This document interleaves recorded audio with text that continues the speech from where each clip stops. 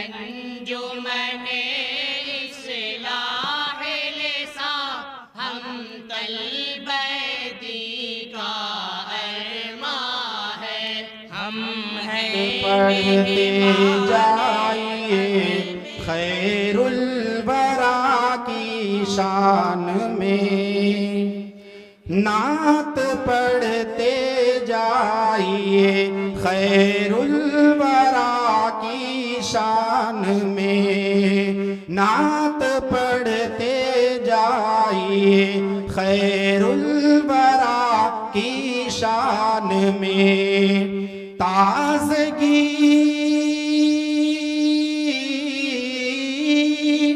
ताज़गी आती रहेगी, ताज़गी आती रहेगी आपके ईमान में। नात पढ़ते जाइए खैरुल वरा की शान में, ताज़गी आती रहेगी आपके ईमान में।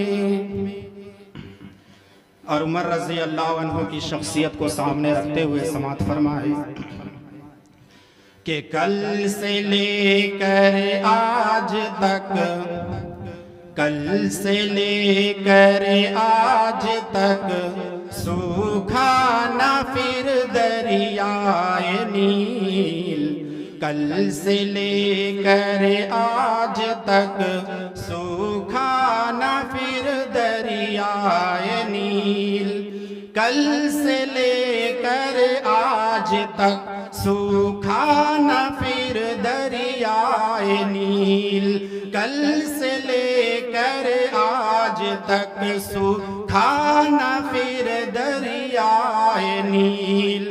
कितनी ताकत थी,